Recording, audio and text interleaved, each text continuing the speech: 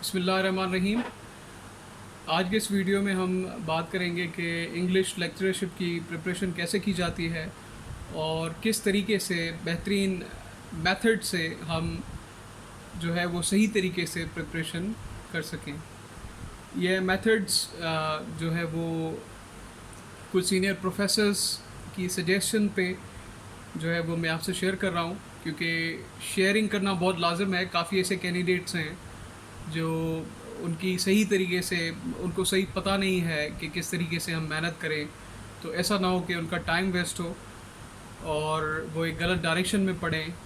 अच्छा यही है कि एक सही डायरेक्शन में पढ़ें जिसका बेनिफिट आपको अपनी ज़िंदगी की हर हर जो है वो दौर में मिले। तो प्रिपरेशन हमेशा ऐसी करनी चाहिए कि जैसे आप एग्ज़ामिनेशन को ना सिर्फ पास करें बल्कि इंटरव्यू को भी क्वालिफाई करें, और आपके अपने करियर के अंदर, टीचिंग करियर के अंदर भी उसे आप बेहतरीन तरीके से बयान कर सकें, इस्तेमाल कर सकें, इस्तेमाल में ला सकें, और आप अपने करियर बिल्डिंग में भी उसे इस्तेमाल कर सकें। तो इंग्लिश लेक्चरशिप के हवाले से मैं आपको बताऊंगा, लेकिन दूसरे कैंडिडेट्स दूसरे सब्जेक्ट्स के भी ये वीडियो देख सकते हैं, क्योंकि टाइप टेस्ट का सेम है, मेथड्स भी सेम ही हैं, सिर्फ कंटेंट का फ़र्क है। इंग्लिश लेक्चरशिप और बाकी सब्जेक्ट्स के कंटेंट में फ़र्क है। इंग्लिश लेक्चरर का हमने सिलेबस देखा है कि चार कैटेगरीज़ में उन्होंने डिवाइड किया है। सबसे जो मेजर तीन हैं वो है इंग्लिश लिटरेचर, सेकंड नंबर पे है इंग्लिश लिंग्विस्टिक्स, थर्ड पे है जनरल इंग्लिश जिसमें ग्रामर आ जाती है और वोकैबुलरी, बहुत सारी चीज़ें हैं, मतलब इंग्लिश कंपोजिशन, सीएसएस का पेपर आप देख लें उस तरीके का। और फोर्थ नंबर पे है करंट अफेयर्स जो नियरली 10% है, बाकी ये 30-30 हैं। पहले तो ये परेशानी थी कि लिटरेचर के स्टूडेंट्स काफ़ी मज़े में थे, लिंग्विस्टिक्स पहले इंक्लूड नहीं की जाती थी टेस्ट के अंदर, लेकिन अब लिंग्विस्टिक्स का एक बहुत बड़ा पार्ट इंक्लूडेड है। और लिंग्विस्टिक्स के जो स्टूडेंट्स हैं उनके लिए लिटरेचर सर का दर्द है, लेकिन ये बात भी बैलेंस है। जनरल इंग्लिश के अंदर अगर आपकी जनरल इंग्लिश अच्छी है, लिटरेचर अच्छा है, तो फिर आप चीज़ें बैलेंस कर लेंगे। तो ये एक बहुत अच्छी बात है। I should appreciate government of Sindh कि उन्होंने ये सिलेबस रखा और दोनों सब्जेक्ट्स में एक बैलेंस रखा। जनरल इंग्लिश तो सबको आनी चाहिए, तो ये टेस्ट काफ़ी बैलेंस्ड है और नए तरीके की है। इस टेस्ट के अंदर जो लिटरेचर के स्टूडेंट्स हैं उनको सबसे पहला काम ये करना है कि जो इंग्लिश की एजेस हैं उन सबको आप पढ़ें। जो मूवमेंट्स हैं उनके इंट्रोडक्शन आपको पता होना चाहिए। उन मूवमेंट्स और एजेस के हिसाब से जो बड़े बड़े आथर्स हैं उनकी लिस्ट आपके पास होनी चाहिए, उनके वर्क्स आपके पास होने चाहिए। और ज़्यादा बात कि ट्रेंड्स आप चेक करें प्रीवियस ईयर्स में कौन कौन से आथर्स के ऊपर क्वेश्चंस आते हैं।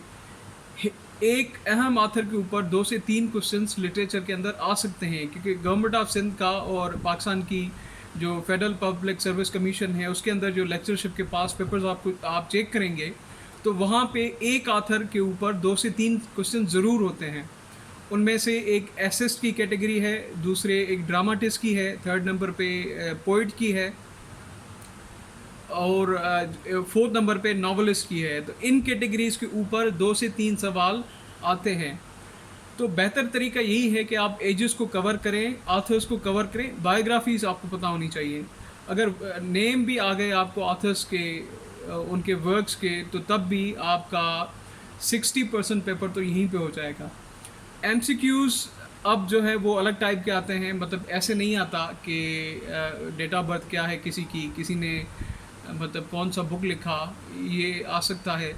लेकिन अब कंपैरेटिव एमसीक्यूज़ भी बहुत आते हैं, जैसे विलियम शेक्सपियर के कंटेम्प्ररी ऑथर्स कौन थे, कौन से वो राइटर्स थे, उनके नेम वो है नीचे दे देंगे एमसीक्यूज़ ऑप्शन में, तो उनमें से आप सेलेक्ट करेंगे।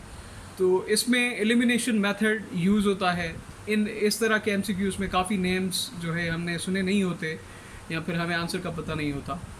इसमें ये एक मेथड यूज़ किया जाता है कि जब भी आप किसी ऑथर का नाम देखें या फिर उसको पढ़ें तो उसके कंटेम्प्ररीज़ को भी ज़रूर पढ़ लें, क्योंकि अगर कंपैरेटिवली क्वेश्चन आ गया तो उसको काउंटर आप कर सकें। अगर ऐसे कंपैरेटिवली आप नहीं पढ़ते, आपने विलियम शेक्सपियर को पढ़ा, उसकी बायोग्राफी पढ़ी, उसके कंटेम्प्रेरीज़ का आपको नहीं पता, तो ये एक प्रॉब्लम क्रिएटिंग सिचुएशन हो जाएगी आपके लिए।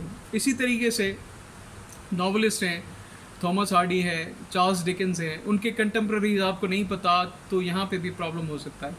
कभी कभार पेपर स्टाइल में ऐसा भी होता है कि उन्होंने नावल के बारे में क्वेश्चन पूछा और जंप मार दिया, किसी कंटेम्प्रेरी आथर के वर्क के बारे में उन्होंने पूछा। तो इस तरीके से भी स्टडी आप करें। एमसीक्यूज़ को ज़रूर पढ़ें, लेकिन एमसीक्यूज़ के साथ आथर्स की बायोग्राफीज़ को भी ज़रूर पढ़ें। एजिस लिटरेचर की कभी ना छोड़ें, और एजिस की जो स्टार्ट है जिन वर्क्स पे हुई है उनको भी आप ज़रूर पढ़ें। डिफरेंट एजिस के थीम्स क्या हैं, जैसे रेनेसांस मूवमेंट का ह्यूमनिज़्म थीम था, तो इस तरीके से इन चीज़ों को भी आप कवर करते चलें। दूसरी बड़ी बात कि जो बड़े बड़े आथर्स हैं, जो फाउंडिंग फादर्स हैं इंग्लिश लिटरेचर के, जॉफ्री चासर हो गए, इंग्लिश ड्रामा में विलियम शेक्सपियर हैं, फ्रांसिस बेकन हैं इंग्लिश ऐसे में, क्रिस्टोफर मार्लो हैं, तो बहुत सारे ऐसे नाम हैं जो अपनी फील्ड के अंदर, अपनी वर्क के अंदर फाउंडिंग मेंबर्स तस्वर किए जाते हैं। तो उनको भी आप जो है वो उनको ज़रूर पढ़ें, उनको तो स्किप करने का कोई ऑप्शन है ही नहीं। बायोग्राफीज़ कंप्लीट करने के बाद, एजेस कंप्लीट करने के बाद एमसीक्यूज़ पढ़ने में आपको आसानी होगी। एक बुक के अंदर अगर 10,000 एमसीक्यूज़ हैं, एक महीने के अंदर आप कवर कर सकते हैं। 8 से 9 घंटे अगर आप एक बुक को पढ़ेंगे तो 18 डेज़ के अंदर वो सारे एमसीक्यूज़ आप बआसानी कवर कर सकते हैं, उसमें कोई डिफ़िकल्टी नहीं है। और इसी तरीके से आप इंग्लिश लिटरेचर को फॉलो करें। अच्छा, नेक्स्ट हम चलते हैं इंग्लिश लिंग्विस्टिक्स के हवाले से कि इंग्लिश लिंग्विस्टिक्स के एमसीक्यूज़ कैसे करें। अब लिंग्विस्टिक्स वाकई एक ड्राई सब्जेक्ट है और उसके एमसीक्यूज़ तो बिल्कुल टफ़ हैं। इसका यहाँ पे तरीका सबसे बेस्ट ये है, इंग्लिश लिंग्विस्टिक्स का कोई भी बुक लें या कोई भी फेमस ऑथर का, उसकी आप जो है वो ग्लोसरी कवर करें सारी, और उसकी जो भी टर्मिनोलॉजी है उसको सारा कवर करें, क्योंकि इंग्लिश वोकैबुलरी में, इंग्लिश लिंग्विस्टिक्स में क्वेश्चन ही टर्म से आते हैं ज़्यादा से ज़्यादा। बाकी तो डेफिनेशंस हैं, डेफिनेशन से इतने क्वेश्चंस नहीं पूछते। अगर आ भी जाएंगे तो आप उन डेफिनेशन से समझ जाएंगे ये क्या कहना चाह रहा है, क्योंकि लिंग्विस्टिक्स एक साइंस है, उसकी डेफिनेशन से तो आप समझ ही जाएंगे। तो टर्म्स इंग्लिश लिंग्विस्टिक्स के अंदर ज़्यादा पढ़ें। फोनेटिक्स से ज़्यादा क्वेश्चंस आ सकते हैं, साउंड्स के ऊपर, वोकल कार्ड्स के ऊपर, तो इन चैप्टर्स को आप ज़रूर पढ़ें। और इसी तरीके से इंग्लिश लिंग्विस्टिक्स के अंदर सोशियो लिंग्विस्टिक्स है, साइको लिंग्विस्टिक्स है, तो इन सब्जेक्ट से भी क्वेश्चंस आ सकते हैं। अभी मार्केट में कुछ बुक्स अवेलेबल हैं एमसीक्यूज़ के ऊपर, तो उनको आप थोड़ा सा रिव्यू कर लें। बाकी इंटरनेट से आप सर्च करें, इंग्लिश लिंग्विस्टिक्स के ऊपर काफ़ी ज़बरदस्त वीडियोस हैं। तो आपके पास अब इतना टाइम तो नहीं बचा कि इस पूरे सब्जेक्ट को आप पढ़ सकें। मैं उन स्टूडेंट्स के लिए कह रहा हूँ जिनकी फील्ड लिंग्विस्टिक्स नहीं है, उन्होंने पढ़ा ही नहीं है, तो बेहतर यही है यूट्यूब पे आप इंग्लिश लिंग्विस्टिक्स के ऊपर व्यूज़ ले लें, रिव्यूज़ ले लें वर्क्स के ऊपर, और फेमस जो फाउंडिंग मतलब फादर्स हैं इंग्लिश लिंग्विस्टिक्स के, थियरीज़ एंड डिफरेंट बिहेवियरिज्म की, इनको थोड़ा सा समझ लें। कॉन्सेप्ट आपके माइंड में होना चाहिए, फिर एमसीक्यूज़ को करना कोई मुश्किल काम नहीं है। उन वर्क्स को ज़रूर पढ़ें जिनकी प्रोडक्शन के बाद इंग्लिश लिंग्विस्टिक्स की फाउंडेशंस हुई और कैसे वो डिफरेंट कैटेगरीज़ में डिवाइड होती गई, और अब इस सदी में वो कैसे एक फील्ड ऑफ नॉलेज बन चुकी है। उसके अलावा टीचिंग के अंदर भी क्वेश्चंस आ सकते हैं। टीचिंग से मुराद जो मेथड्स ऑफ टीचिंग हैं, 4 मेथड्स ऑफ टीचिंग मोस्टली पढ़ाए जाते हैं, और ये जो कंटेम्प्रेरी इरा है वो उसमें कौन सा टीचिंग मेथड यूज़ हो रहा है पूरी दुनिया में, ये पोस्ट मेथड इरा है। इसमें कोई भी पर्टिकुलर मेथड नहीं है, बल्कि बहुत सारे मेथड्स कलेक्टिवली यूज़ होते हैं। वो टीचर पे डिपेंड है कि वो अपने ऑडियंस को देख के, टारगेटेड स्टूडेंट्स को देख के कैसे जो है वो पढ़ाता है। तो इस टीचिंग के ऊपर भी ये भी पूछा जा सकता है कि ये किस मेथड का राह चल रहा है। तो मेथड टीचिंग के आप पढ़ लें, वो भी सिंपल है, 4 हैं, उनकी क्वालिटीज़ पढ़ लें, तो ये चीज़ यहाँ से कवर हो जाएगी। अब आते हैं इंग्लिश कंपोजिशन की तरफ। इंग्लिश कंपोजिशन ये सरदर्द है, ये आसान सब्जेक्ट नहीं है। इसमें सबसे बड़ा सरदर्द 2 टाइप्स का है, एक एरर करेक्शन, दूसरी वोकैबुलरी। अगर आपने इंग्लिश पे मेहनत नहीं की तो ये पार्ट आपको टफ़ टाइम दे सकता है। अगर आपने अपनी प्रोग्रेस अच्छी रखी है तो फिर टफ टाइम नहीं दे सकता। इंग्लिश कंपोजिशन के अंदर एरर करेक्शंस को आप कवर कर सकते हैं कुछ वीक्स में, क्योंकि एरर करेक्शन का सबसे आसान तरीका ये है कि अगर इंग्लिश के स्ट्रक्चर्स आपको मालूम हैं तो एरर करेक्शन आप नहीं करेंगे। स्ट्रक्चर से मुराद ये है कि एरर करेक्शन जो इंग्लिश एडवांस है उसके तकरीबन कोई 150 रूल्स हैं जो आपको पढ़ने पड़ेंगे, और अगर आपके पास टाइम है तो उनको कवर करें। उनके लिए डिफरेंट बुक्स हैं। सादत अली शाह का बुक है exploring the world of English grammar, amazing book है। माइकल स्वान से देख लें स्ट्रक्चर्स को। माइकल स्वान आपको डायरेक्ट स्ट्रक्चर्स समझाएगा और पढ़ाएगा, अब उसकी लिस्ट बना के उन स्ट्रक्चर्स को पढ़ लें। दूसरे भी काफ़ी ऑथर्स हैं। रेनन मार्टन के अंदर सेंटेंस स्ट्रक्चर्स का चैप्टर है, वो आप देख लें। किसी भी बुक से जिससे आपको आसानी लगे, चीज़ें सेम हैं। वो भी लोग कमीशन पास कर गए जिन्होंने कभी रेनन मार्टन पढ़ा ही नहीं, वो भी लोग कमीशन पास कर गए जिन्होंने सादत अली शाह को कभी नहीं पढ़ा। लेकिन सादत अली शाह का जो बुक है वो अमेजिंग इस वजह से है क्योंकि सारी चीज़ें कंपाइल्ड हैं बुक में। कहने का मकसद ये है कि चीज़ें आपको पढ़नी है, पढ़ें कहीं से भी, लेकिन वो पर्टिकुलर चीज़ें पढ़ें जो नीड है एग्जामिनेशंस की, तो इस तरीके से।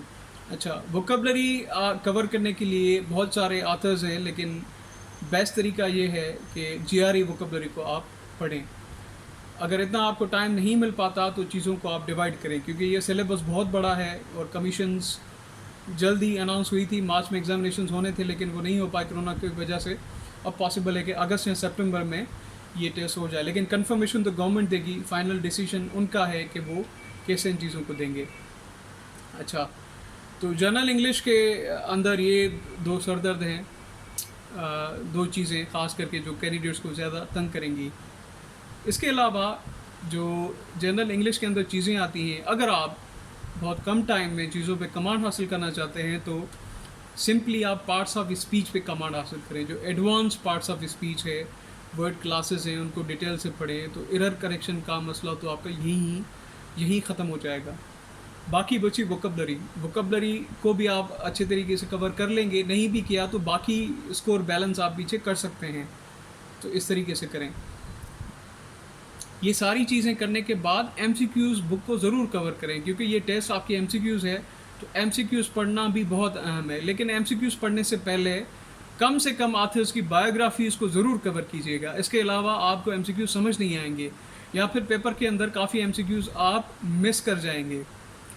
तो ये मेथड्स हैं। और पिछले वीडियो में जो मैंने आपको एक आइडिया बताया था डायरी मेकिंग का, वोकैबुलरी कलेक्ट करने का, ये भी इंग्लिश लेक्चरशिप में आपको बहुत काम आ सकता है, इससे भी आप फ़ायदा लें। देखिए, डायरी मेंटेन करना कोई मतलब सिर्फ स्टूडेंट्स के लिए सजेस्टेड नहीं है, यूनिवर्सिटी के लिए सजेस्टेड नहीं है। अमेरिका के अंदर हर प्रेसिडेंट अपने पास डायरी रखता है। दुनिया का सबसे जो भी बड़े बड़े ऑथर्स हैं, ओरेटर्स हैं, वो अपने पास डायरी रखते हैं।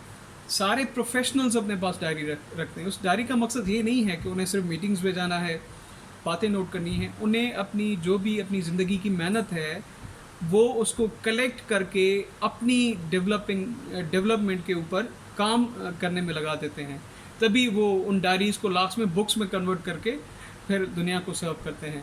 तो डायरी मेंटेन करना एक बहुत ही अमेजिंग चीज़ है। आप एक दफ़ा करके देखें, फिर देखें आपको कितना उससे फ़ायदा होता है। अगर यूनिवर्सिटी से लेकर आपने डायरी कवर करना स्टार्ट की है वोकैबुलरी की, तो इस वक्त जो आपकी लेवल होगी 3 से 4 साल बाद, आप यहीं पे मास्टर ऑफ राइटिंग स्किल्स बन चुके होंगे। अगर नहीं तो अभी से स्टार्ट करें, अभी चीज़ों को सिस्टमेटिक पढ़ना शुरू करें। तो इन चीज़ों का ख्याल रखें। एक क्वेश्चन मुझसे पूछा था मेरे एक स्टूडेंट ने, उसने कहा था सर स्मार्ट स्टडी काफ़ी की जाती है इस तरह की टेस्ट्स को कवर करने के लिए, तो स्मार्ट स्टडी का कॉन्सेप्ट क्या है? असल में स्मार्ट स्टडी ऐसा नहीं है कि सबसे कम वक्त में आप ज़्यादा स्टडी करें। स्मार्ट स्टडी सिर्फ उन लोगों से होगी जिनकी मास्टरी हासिल है लैंग्वेज के ऊपर, दूसरी नंबर बाद उनके वो सारे सब्जेक्ट्स कवर्ड हैं जिन चीज़ों की वो स्टडी करना चाहते हैं। अब जैसे इंग्लिश लेक्चरशिप की हमने बात की, तो इंग्लिश लेक्चरशिप के अंदर ही तकरीबन 47 सब्जेक्ट्स हैं टोटल यूनिवर्सिटीज़ के सिलेबस के हिसाब से। तो 47 सब्जेक्ट्स अगर जिसने पढ़े हैं, क्योंकि एक सब्जेक्ट 3 या 4 पार्ट्स में डिवाइड होता है यूनिवर्सिटी में इस हवाले से, नहीं तो कलेक्टिवली 18 से 20 सब्जेक्ट हैं। 20 सब्जेक्ट्स जिसने पढ़े हैं वो जब इन बातों को रिव्यू करेगा, इसको हम कहते हैं स्मार्ट स्टडी। स्मार्ट स्टडी ऐसे नहीं है कि 20 ही सब्जेक्ट्स जो है आपने शॉर्ट पढ़ लिए स्मार्ट स्टडी होगी, नहीं, इस तरीके से स्मार्ट स्टडी होती है। तो अगर कोई और भी क्वेश्चन हो तो आप मुझसे पूछ सकते हैं। उम्मीद है कि मेरी जो कोशिशें हैं वीडियो अपलोड करने की वो आपके लिए बेनिफिशियल हों और सबसे ज़्यादा आप इनसे फ़ायदा हासिल कर सकें। तो your suggestions are welcome and thank you for watching my video. और इस चैनल को सब्सक्राइब ज़रूर करें और बेल आइकन को भी प्रेस करें, जिस तरीके से मुझे भी इंकरेजमेंट मिले और ज़्यादा से ज़्यादा वीडियोज़ मैं आपके लिए बना सकूं। Thank you.